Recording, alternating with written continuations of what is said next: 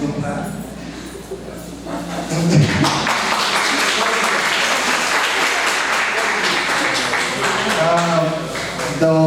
Camporã, a professora Maria Rineia Martins, da Unesco do Uru.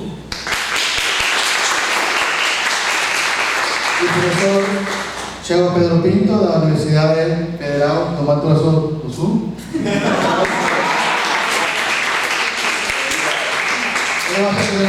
Pode passar, por favor, aí? A gente vai... Então a gente vai sentar. Então, depois vocês sabem que não até as... Ok.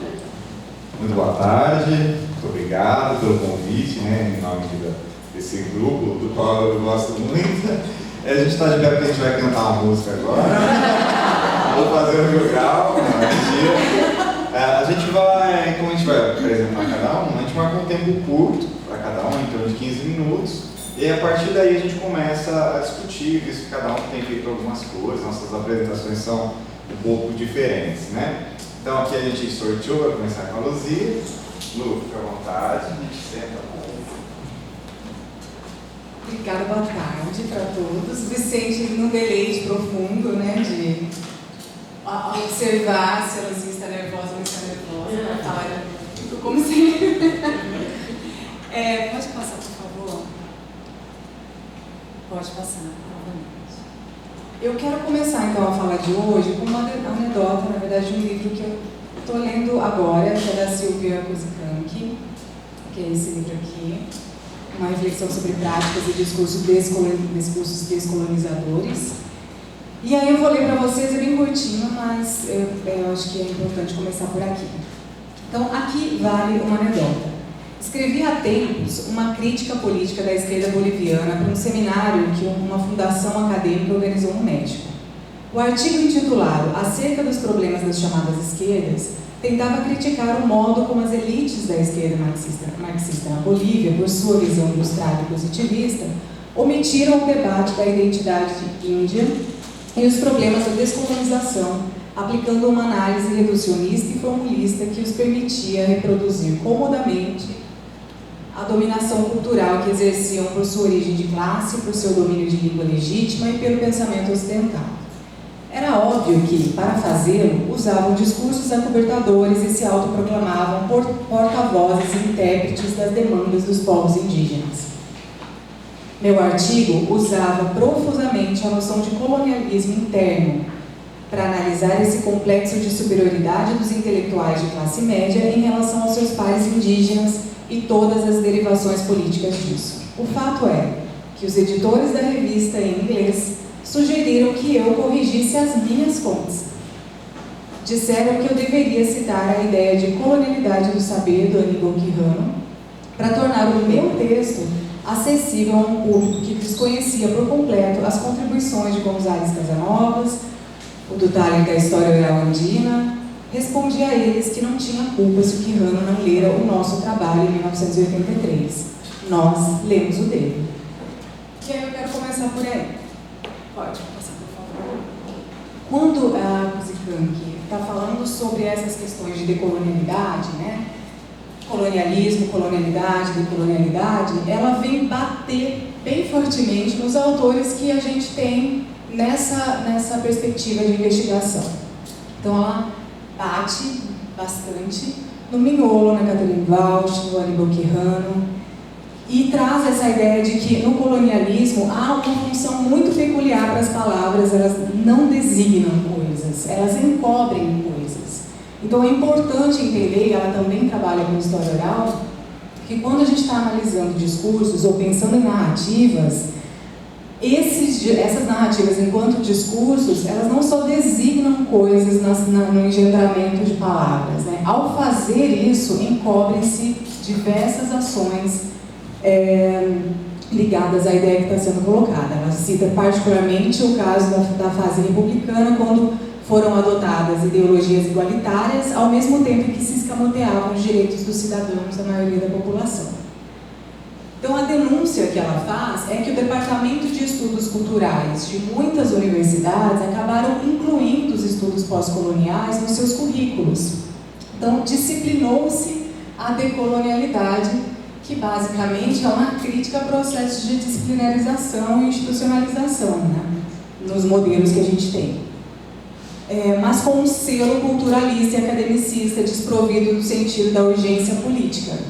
Adotaram as ideias dos estudos da subalternidade e criaram um aparato conceitual e formas de referência e contra-referência que afastaram a discussão acadêmica dos compromissos e diálogos com as forças sociais insurgentes.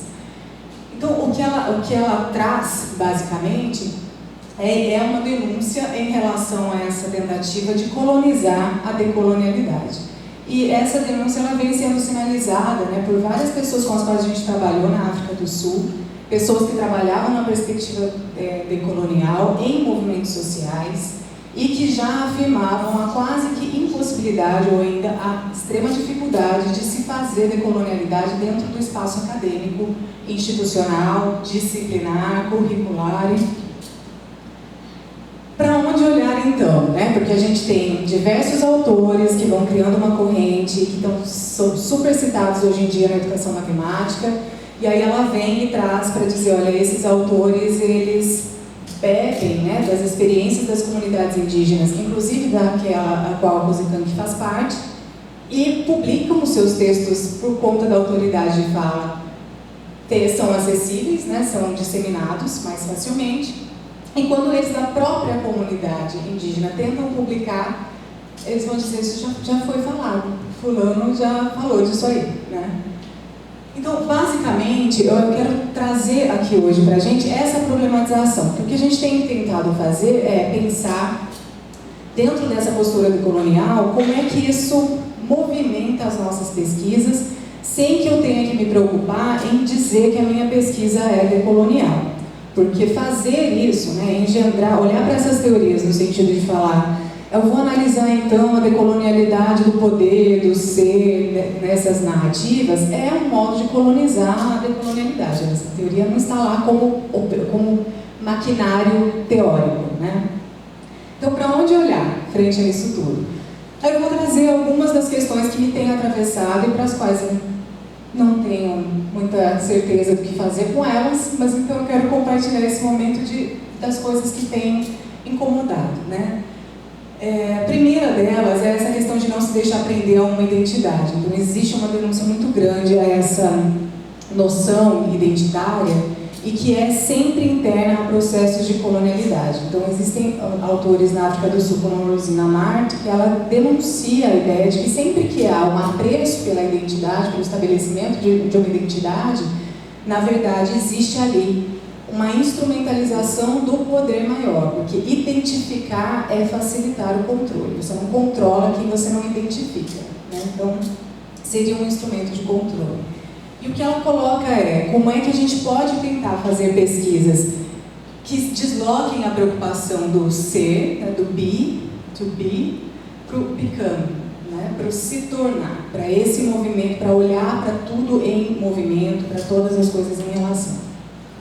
Considerando inúmeras coisas, né? Por exemplo, na nossa área, a gente vai discutir a educação matemática, ensino, formação de professores de matemática, e a gente não para pensar que muitas vezes essa matemática que está ligada ao nosso trabalho é uma matemática na qual, quando a gente identifica que alguém é bom, é porque essa pessoa foi capaz de destemporalizar, descontextualizar, descorporificar, que a gente diz que a criança, a partir de uma certa idade, não pode mais contar nos dedos, porque a abstração matemática depende do abandono da materialidade, do abandono do teu corpo, né? Então, como é que quando a gente fala dessa educação matemática, de que matemática efetivamente a gente está falando e como é que a gente opera modelos de coloniais, efetivamente, dentro das nossas pesquisas? A ideia, então, é pensar como é que a história da educação matemática pode ajudar a compreender os apagamentos que se fazem em nome da matemática, em nome da abstração matemática, mas também os apagamentos outros, sociais, de subjetividade, de multiplicidades culturais, nesse processo da educação por meio da matemática. Então, como é que a gente apaga diferenças dentro desse processo educacional? Uma das alternativas que tem sido colocadas, e aí pelo movimento pós-humanista mesmo, né, é a ideia da difração da Karen Barad. ela fala, olha, não cabe a gente tentar seguir naquele modelo padrão de encaixotamento das coisas que a gente vai analisar. Então, eu parto de categorias mais amplas, menores que estão ali dentro. Então, eu vou falar do município. Eu caracterizo ele considerando as características do Estado, o Estado dentro de um país, e aí eu opero pesquisa como se fosse aquele modelo das bonecas russas. Que tem uma coisa que se encaixa dentro da outra, e ela vai dizer que isso não faz o menor sentido, uma vez que essa ideia de grande e pequeno, e a Karen Barad discute bastante isso, né? Ela não se sustenta, não sei, em regimes de comparação, né? De coisas de unidades diferentes. Ela vai falar, o problema nosso é a escala, porque quando eu olho para o núcleo de um átomo, que é de tamanho tipo, infinitesimal, ele tem potência de destruição global. Então não existe o que é pequeno em si, né? Existe essa preocupação, esse entendimento com as escalas. Então, eu falo, em vez de a gente olhar para o mundo encaixotando, o que é que está dentro do quê, como é que eu engendro, enquadro essas coisas, talvez uma boa, né, um bom encaminhamento por agora pudesse ser a tentativa de mapear interferências. O que é que interfere, o que é que causa distúrbios nos processos de formação de professores, no ensino da matemática, o que interfere ali. Vamos tentar mapear essas interferências. Ela traz isso no contexto indígena, então eu estou tomando uma super liberdade de cortar uma parte da fala dela e emendar com coisas nossas aqui. Que é fundamental pensarmos no lugar da memória e em narrativas orais que conclamem a continuar a luta e convoquem a reunificação do corpo político fragmentado. Né? E ela vai falar do espaço indígena, da cultura indígena. E eu vou falar da profissão docente, da Sociedade Brasileira da Educação Matemática e de todas outras tantas questões que a gente tem lidado por estar no contexto neoliberalista como se fosse um conjunto de indivíduos, né? Que agem solitariamente, né? Que é o sentido da uberização mesmo. Você é o único responsável pelo seu sucesso e pelo seu fracasso, né? E essa ideia ela precisa ser construída, porque antes de você marginalizar socialmente, você precisa produzir a ideia do marginal. Porque se você não construir antes a ideia do marginal, essa pessoa não vai ficar feliz no lugar de marginalizar. Ela vai se revoltar contra o Estado. Então, antes você constrói a ideia do marginal, né? Você diz, você é o responsável pelo seu... Você tem que investir em você, nos seus estudos e tralá. Você convence, né? Você individualiza o processo. E uma vez que essa pessoa se vê na posição de marginalizado, ela não culpa o Estado, ela culpa ela mesma. Então você resolve uma questão social porque você desunificou, você perdeu essa ideia do corpo político, né? Então como é que a gente pode tentar pensar as nossas pesquisas resgatando essa ideia, fortalecendo essa ideia de um corpo político dentro das nossas temáticas?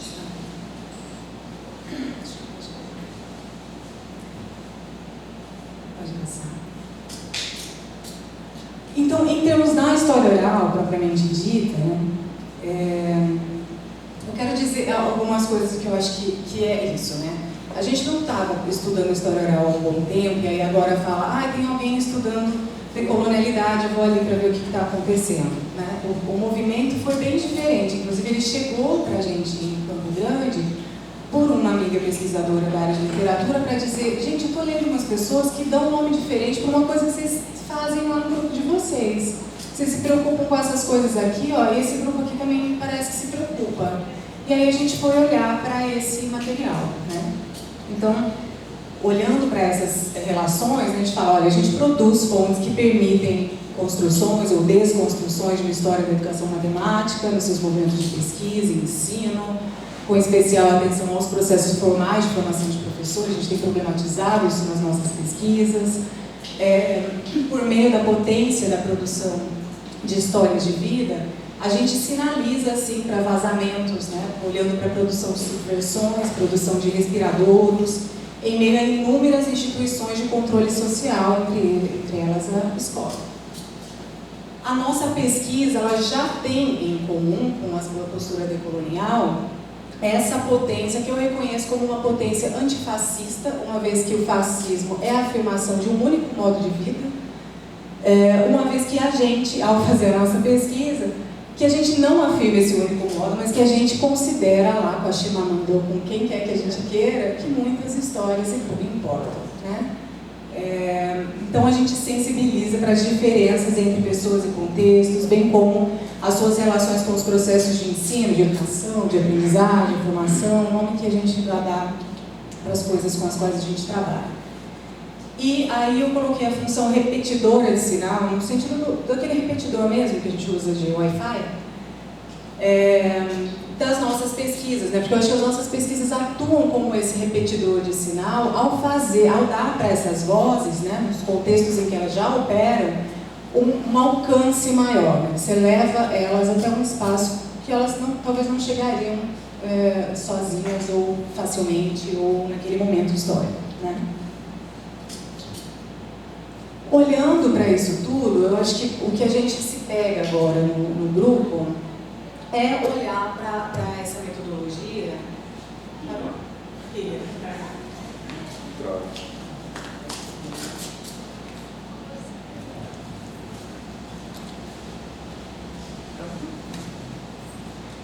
Agora foi.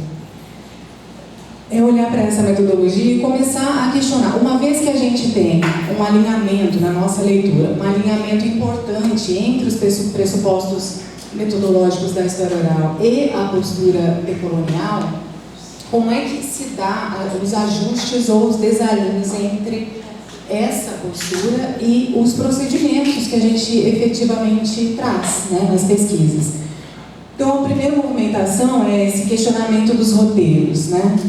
Não somente a análise, por vezes, operacionalizada com recortes das narrativas produzidas através de situações de entrevista, mas a postura epistêmica em apresentar essas narrativas integralmente na tese, ela se articula com a opção reconhecida como decolonial de assumir que não cabe a intelectuais falar pelas pessoas entrevistadas, mas criar espaços para que essas pessoas sejam ouvidas sem agenciamentos.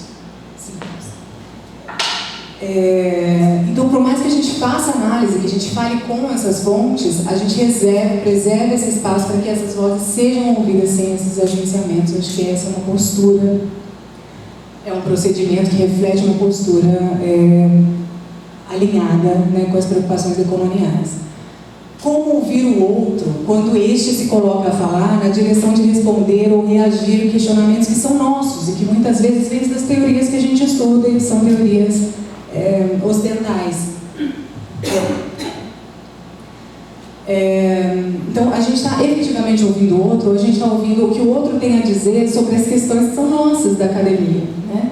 Então, o quanto há espaço para esse outro muito diferente de mim, né? O quão diferente ele tem que ser de mim para eu não reconhecer ele nem como outro, né? Para eu trazer essas coisas e efetivamente diversificar esse discurso, essas formas de vida na academia. Como lidar com o fato de que muitas vezes permanecemos presos entre a matemática está em tudo, e aí você faz uma entrevista que você quer estudar uma coisa, aí você chega para o orientador desesperado, para a orientadora também desesperado, para dizer: essa pessoa falou de tudo na entrevista, menos de matemática. A gente tem que, né, se posicionar melhor nisso aí, também é esquisito. A Catherine Walsh vai dizer: a decolonialidade em alternativa à descolonialidade, né? E aí existem essas diferenças que a Kuzikan, que vai chutar o balde e falar: não, isso aí é um slogan academicista, mas ela vai colocar essa diferença para dizer que não é uma descolonialidade, não dá para negar a colonialidade, não dá para se colocar fora desse sistema. No máximo, a gente vai conseguir, entendendo que a colonialidade cria centros e periferias e margens, entender que o nosso posicionamento tem que ser produzir conhecimento a partir das margens, a partir do que o Miolo chama dessas exterioridades. Aí, em relação aos roteiros, eu trouxe essa questão do foco, né? Eu trouxe o exemplo do trabalho da Vivian, do mestrado dela, que é uma preocupação extrema com a escola. Ela estava entrevistando crianças e ela queria que a criança falasse de escola. A criança queria falar de tudo, menos de escola. A criança estava em casa, né? E aí era uma coisa tão absurda que daí a gente ria, quase chorava com isso aqui, mas falou: não, isso vai ter que entrar na dissertação, que a gente tem que problematizar isso. E ela falava assim com a Marina, a Marina dizendo para ela, e você pinta, por favor, porque elas estavam desenhando juntas. Aí, e você vai fazer o quê? Ué, vou pintar uma coisa.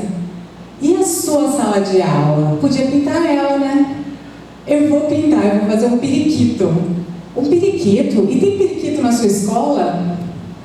Ela, pinta a minha casa enquanto eu bebo um pouco de água. Ah, você vai beber um pouco de água? Quer ajuda? Lá na escola vocês bebem água também? Foi o cúmulo da apelação. Onde entra a escola? Você bebe água? Ah, na escola também tem água? Mas você tem a garrafinha lá ou tem água lá na escola? Umas tentativas, né, que você mata a fala do interlocutor em nome da sua causa, que eu quero ouvir falar sobre escola. Eu vou pular essa parte, mas essa parte basicamente é o trabalho da Amanda, em que ela tá falando com a avó, que ela estava trabalhando com as crianças, e aí ela perguntava questões de matemática, o que é matemática? E esperava que eles falassem de números, operações, unidades de medida, e a avó olha para ela e fala assim, realmente, a avó olha para ela e fala assim, então quer dizer que você está perguntando coisas para as crianças porque você já tem resposta? Por que você está perguntando coisas se você já sabe a resposta, né? E aí, tipo, sim, é isso. Por que a gente está perguntando coisas que a gente já sabe a resposta? Em relação às textualizações, acho que existe mais do que essa desobediência civil, né? Essa postura decolonial pressupõe uma desobediência epistêmica num projeto de luta, resistência e produção de visibilidades. A história oral se engaja historicamente nesse projeto e, entretanto, cabem assumir as novas lutas, né, e resistências frente à academia em relação aos próprios procedimentos. Então, a gente tem uma luta adiada, que a gente identifica o problema e diz, eu não sei como lidar, mas eu vou discutir isso no final do projeto, da dissertação. Então, eu vou lá e problematizo aquilo que eu não soube lidar. E a gente tem uma luta ampliada que a gente precisa começar a fazer, que a Edneia tem denunciado esses dias, que ela é membro de comitê de ética, que é a ideia de que a gente cegamente tem seguido as orientações dos comitês de éticas que cobram, por exemplo, na UFMS, que uma pessoa entrevistada analfabeta assine um termo de consentimento de 3 páginas. Então, são coisas absurdas. Enfim, eu estourei meu tempo, na verdade. Então, eu vou deixar parar por aqui e aí a gente retoma depois todo mundo junto à discussão. Mas acho que o movimento é olhar para isso tudo e tentar pensar junto com essas coisas ou pensar através dessas discussões as coisas que a gente tem feito e como é que a gente pode fazer de outro jeito, né? Fazer diferente. Obrigada.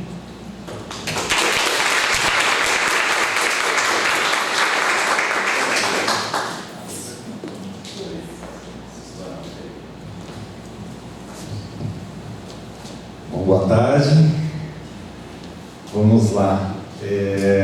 Uma dica importante também quando for fazer entrevista é ligar o gravador, coisa que eu não fiz, por exemplo, tá? Só para lembrar de ontem.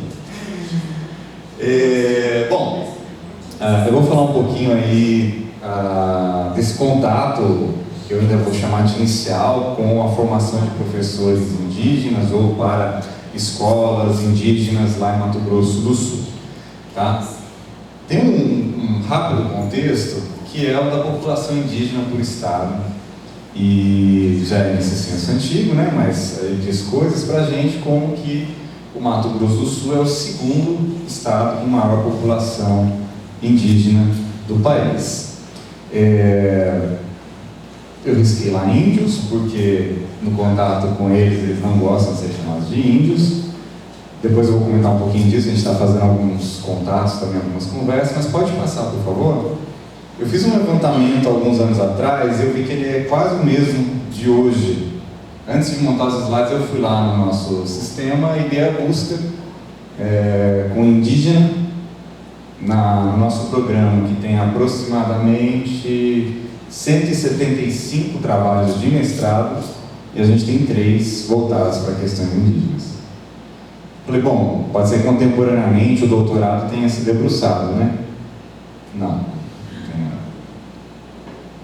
No 2º maior estado com concentração, né, com maior número de população indígena. Isso a gente já tinha visto quando o programa fez 10 anos, que está aí há uns 5, 6 anos atrás, né?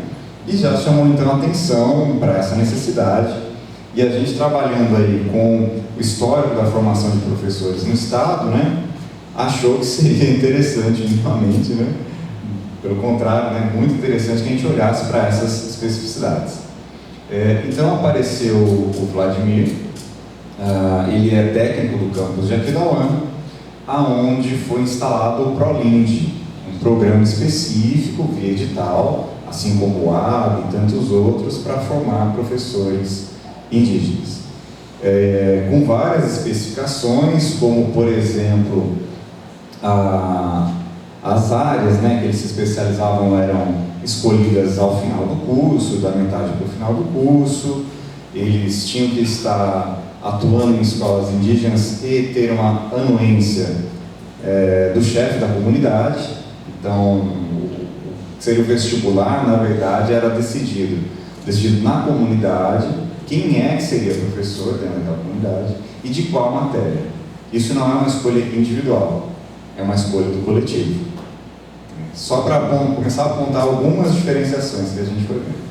Então o Vladimir fez o trabalho dele e tal, né? O Fernando estava na banca do Vladimir. Não vou explorar o trabalho dele aqui. E ele quis continuar então no doutorado olhando para outros cursos, né? Nós já tivemos lá magistério, outros cursos dentro das instituições já em nível superior. Então ele está fazendo esse mapeamento um pouco mais amplo nesse viés historiográfico, da história oral e tudo mais. Junto dele apareceu o Adriano, que quis olhar então para a criação do curso da UNEMAT até o desdobramento do mestrado, que é o primeiro mestrado intercultural indígena do país, né? Que é onde nosso colega Daildo e outros mais estão lá, né? Então ele está realizando essa pesquisa, foi gravemente afetado pelas questões da pandemia, né? Como entrevistar. A princípio ele queria ter mais contato com os acadêmicos, ele acabou ficando mais restrito aos docentes, porque os docentes tinham esse contato via Meet, etc e tal, que foi bastante explorado hoje aqui, né? E a pesquisa está em desenvolvimento. Bom, o que eu queria trazer é assim, né, desse ponto de vista metodológico, acho que a Luzia já trouxe também, né? Quer dizer, será que a gente, ao olhar para esse conjunto diferenciado, tem também questões metodológicas próprias ou necessita de algumas reflexões? Quase que naturalmente nos obriga a ler um pouco de antropologia ou algo assim, porque tem gente falando sobre isso há muito tempo, né? Sobre vários vieses. E então a gente tem se interessado por isso e é daí que eu acho que surge a fala. A textualização, eu acho que é o ponto-chave aqui da nossa questão, ou que a gente trouxe para agora, né? Porque ela pressupõe um movimento onde supostamente eu dou conta de ler o outro e traduzir aquilo para a minha linguagem, né? A Rosane falou lá, eu fiquei com a mesma questão, não deu também de conversar, né? Quer dizer, será que é traduzível de Libras para a língua portuguesa, né? Será que as coisas são traduzíveis da língua materna deles para outros, né? Ou até mesmo quando a gente vai falar de um certo sentido, né? E aí a gente podia puxar o Romulo lá do bolso e dizer assim, olha, essa sensação de comunicação era só uma sensação psicológica ou de fato existe uma comunicação afetiva, né? Eu estou postando aqui, vou falar um pouquinho depois, que não, que não dá para traduzir. E aí vai aparecer o Vero de Castro. Mas, por exemplo, esse entrevistado aqui do Vladimir, já pelo Google Meet e tudo mais, ele é professor. E aí, na hora que vai começar, o Vladimir fala, bom, tudo pronto, vamos começar. Ah, vai começar? Então espera um pouquinho. Pronto, agora você pode começar. Como que eu textualizo isso? Não é a mesma coisa se eu disser que a Luzia pôs o óculos, a Edneia pôs um broche. Culturalmente, dentro de uma prática social, e aí a linguagem é ancorada também como uma prática social, né? Não meramente uma linguagem referencial, eu não sei se dá para traduzir isso aí. E vão ter outros exemplos depois, né? Mas na entrevista do Vladimir lá do mestrado, aparece, por exemplo, assim, bom, foi bom para você ter feito o curso, não foi? Como é que é isso, né? Falou, sim, porque agora eu posso comprar um carro. Porque agora eu posso ter conta em banco. Porque agora eu posso ser contratado por alguém e mostrar que eu ganho dinheiro para poder financiar um carro. Coisas da ordem mais básica, que qualquer um aqui que tem um CPF, chega ali e fala assim, eu quero abrir uma conta. Percebe a dificuldade disso, assim, né? Eu acho que nesse caso até um pouco mais próximo, né?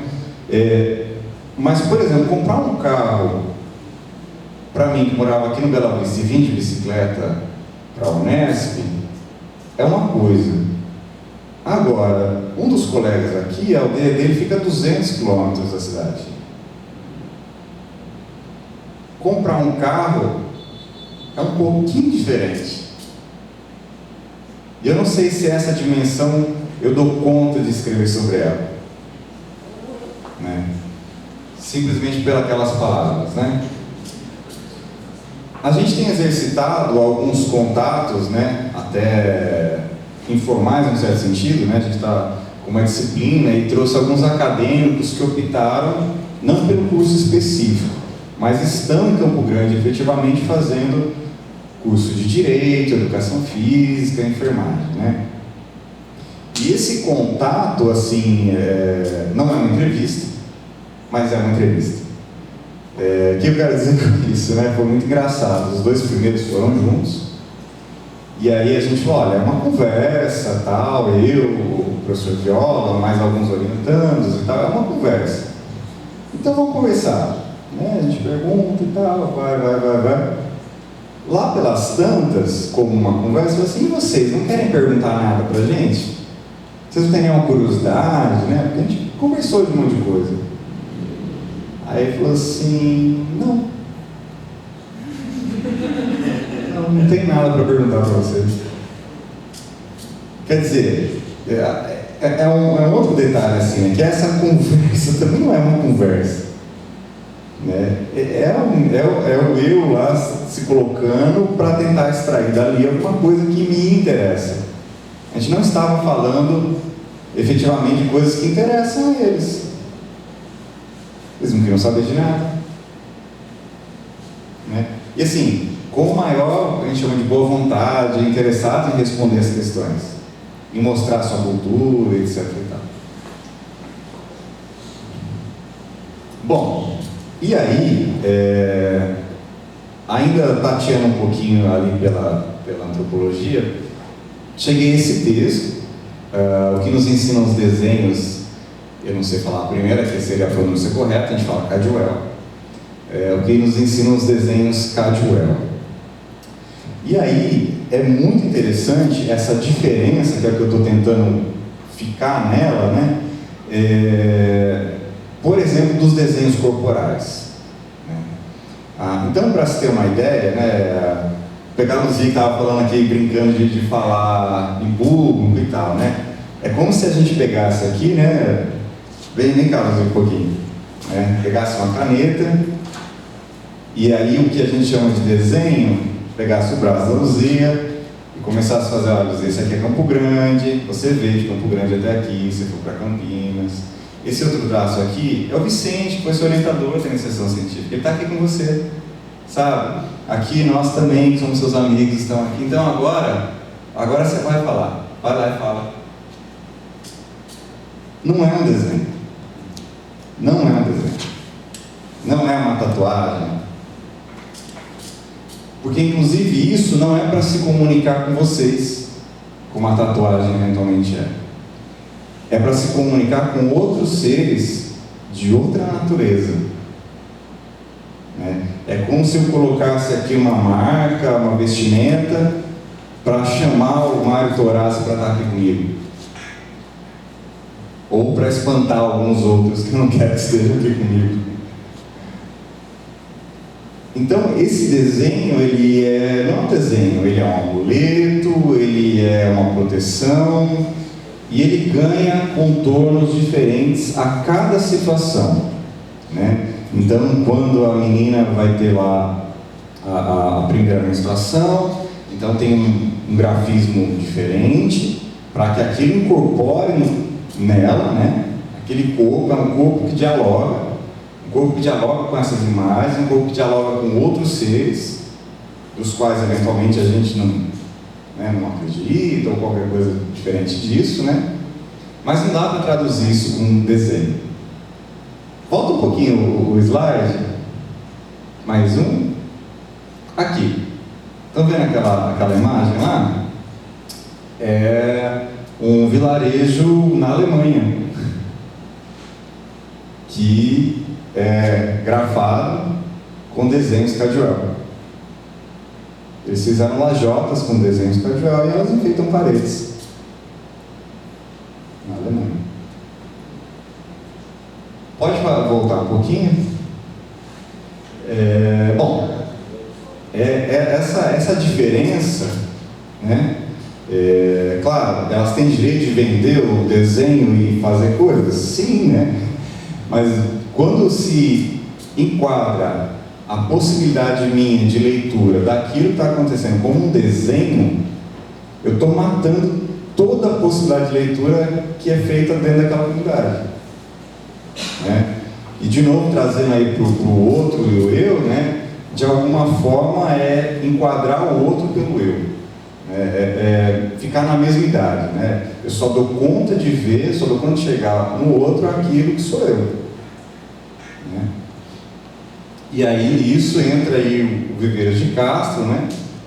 Há alguns anos batendo na cabeça, e ele eu trouxe assim 3 pontinhos que eu não sei nem se vai dar tempo acho que dá um pouquinho.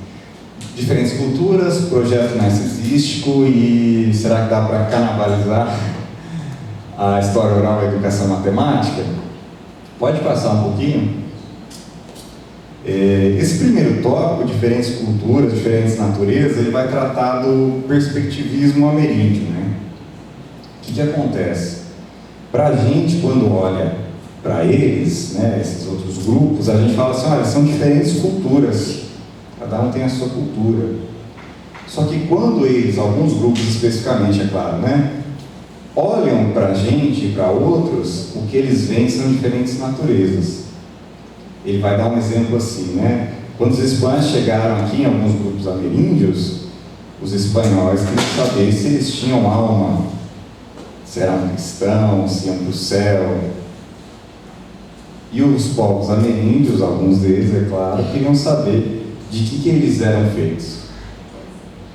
Porque para alguns desses povos ameríndios, o jaguar é humano. Ele só está em outra materialidade. Um rio pode ser humano, num outro estado de natureza. Então, se inverte aí o perspectivismo, porque a perspectiva é tão outra que não dá para falar que é diferente cultura, é diferente natureza. Porque a gente tem uma mesma cultura e naturezas diferentes.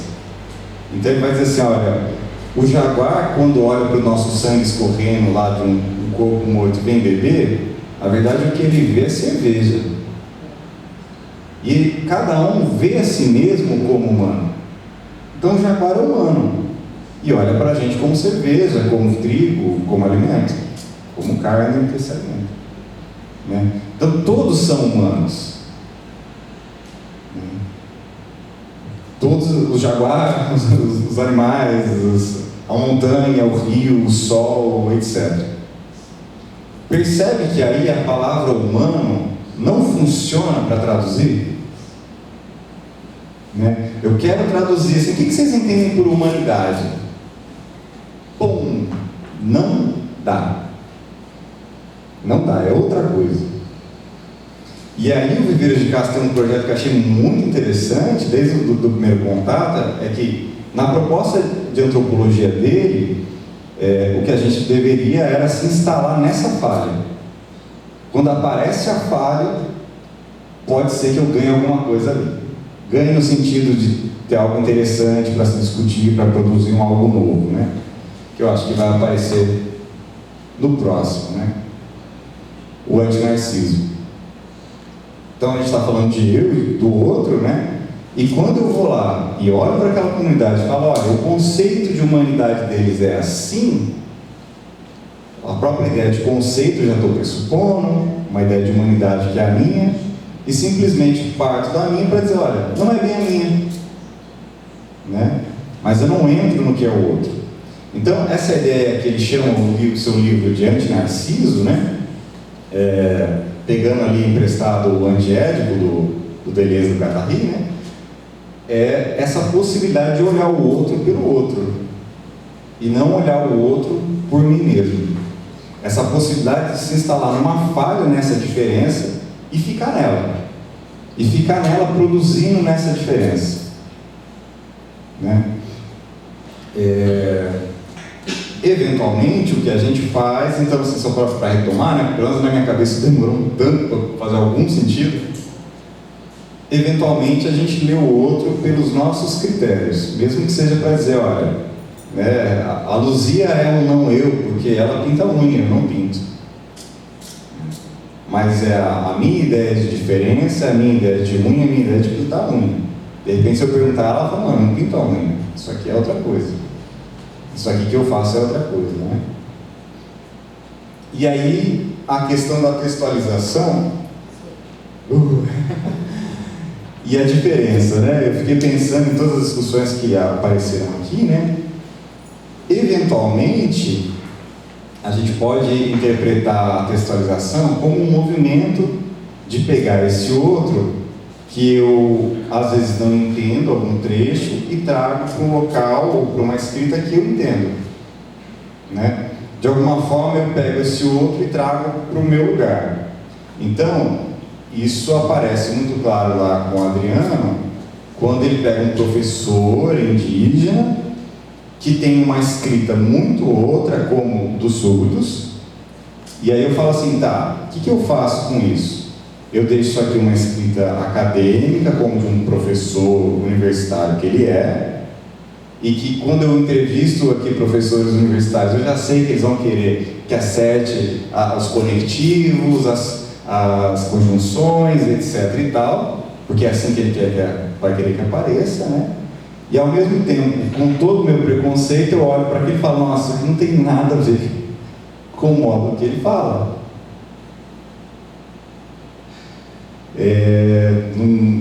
Não sei o que fazer, né? Não é uma provocação para fazer a não textualização, mas com a textualização, como que eu faço alguma coisa disso, né?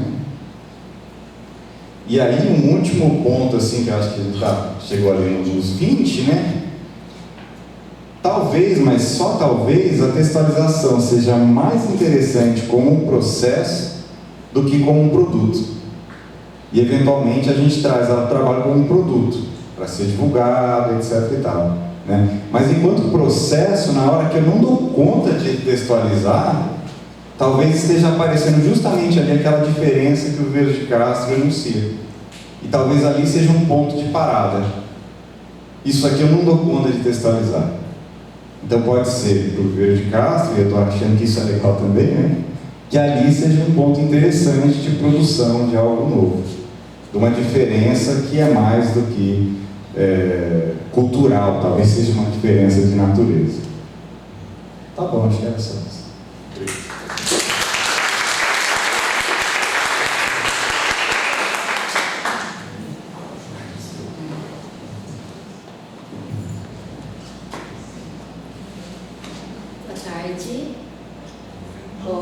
Começo me apresentando ali como Edneia, mãe do Felipe, uma coisa que eu nunca fiz, né, de me apresentar assim numa atividade acadêmica.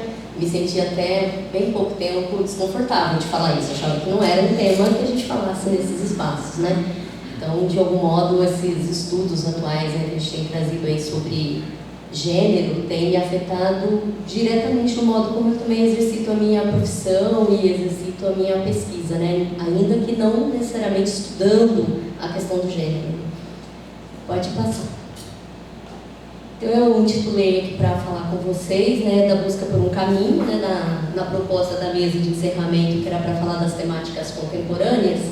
Acho que o meu exercício é tentar dizer um pouco do como eu estou tentando construir projetos que eu chamo de projetos coletivos não somente com outros pesquisadores, mas como é que eu faço esses projetos com os membros da comunidade, como eu estou tentando fazer essas coisas com a escola, como eu estou elaborando projetos lá com assentamento, e por que essas coisas aparecem para mim? E o que fazer projeto com escola tem a ver com história oral, tem a ver com acervo de livro didático, tem a ver com o que eu faço porque eu estou coordenando o curso de graduação, porque eu estava trabalhando com os meninos no PIBID. Eu acho que eu me jogo intensamente em todas essas coisas e tento fazer isso que parece que é um chavão antigo, né? A relação entre ensino, pesquisa e extensão é uma coisa que me afeta desde que eu me dei conta dessa proposta da universidade, e eu fico tentando entender como é que isso me afeta e como é que, ao ser afetada, eu produzo coisas do jeito que eu quero produzir. Talvez seja no momento que eu quero produzir isso, eu vou produzir e me dou essa liberdade, vamos dizer, de trabalhar com pesquisa, né?